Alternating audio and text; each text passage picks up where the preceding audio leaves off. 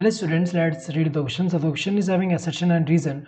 We have to select the correct option regarding this assertion and reason whether these are correct or not. Assertion is the female gametophytes in homosporous pteridophytes are retained on parent sporophyte for variable period and zygotes develop into young embryos within the female gametophytes.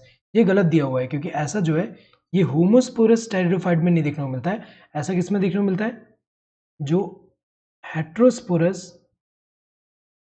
Heterosporous pteridophyte है इनमें देखने को मिलता है। Homosporous मतलब क्या हुआ कि इनमें जो स्पोरोफाइट है उसमें अगर हम देखें जो स्पोर डेवलप हो रहे हैं वो सिंगल काइंड के है, जबकि हेट्रोस्पोरस में डिफरेंट काइंड के स्पोर प्रोड्यूस हो रहे हैं, जैसे माइक्रोस्पोर एंड मेगास्पोर हुआ। तो अगर हम देखिए यहाँ पे इनमें क्या होता है, हेट्रोस्पोरस वाले में जो फीमेल गैमेटोफाइट है ये रिटेन्ड है on parent sporophyte for variable period of time, और वहाँ रहते हुए जो उसके अंदर आफ्टर फर्टिलाइजेशन जाइगोट से क्या डेवलप होगा, यंग एम्ब्रियोस बनेंगे। तो अगर हम देखें यहाँ पे तो यहाँ पे अगर हम देखें जैसे कि ये स्पोरोफाइट है, ये क्या है, एग्जाम्पल देख रहे हैं हम, ये स्पोरोफाइट है और ये स्पोरोफाइट पे यहाँ पे क्या है, फीमेल गैमेटोफाइट रिटेन्ड है।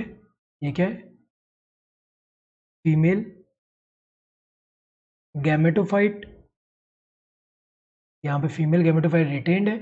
और यहीं पे अगर हम देखें आफ्टर फर्टिलाइजेशन अगर हम देखें इसके अंदर जाइगोट से क्या बन रहा है, यहाँ पे एम्ब्रियो बन रहा है। तो अगर हम देखें यहाँ पे तो ये जो है ये इवेंट जो है ये प्रिकर्सर होता है सीड हैबिट का, क्योंकि जैसे एंजियोस्पर्म में अगर हम देखें तो वहाँ पे भी सेम, जिम्नोस्पर्म एंड एंजियोस्पर्म में अगर हम देखें तो वहाँ पे भी सेम होता है कि फीमेल गैमेटोफाइट रिटेन्ड है कहाँ पे, स्पोरोफाइट पे, और वहीं पे अगर हम देखें आफ्टर फर्टिलाइजेशन सीड बन रहा है। तो अगर हम देखें यहाँ पे तो ये जो है ये अगर हम देखें तो यहाँ सेकंड वाला क्या दिया है, रीजन क्या दिया है, this event is a precursor to the seed habit in homosporous plants.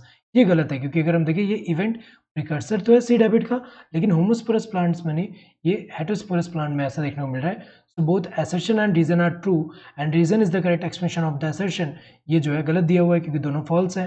Both assertion and reason are true but reason is not correct expression of the assertion। ये भी गलत है क्योंकि ये दोनों false है। assertion is true but reason is false गलत है क्योंकि assertion भी false है।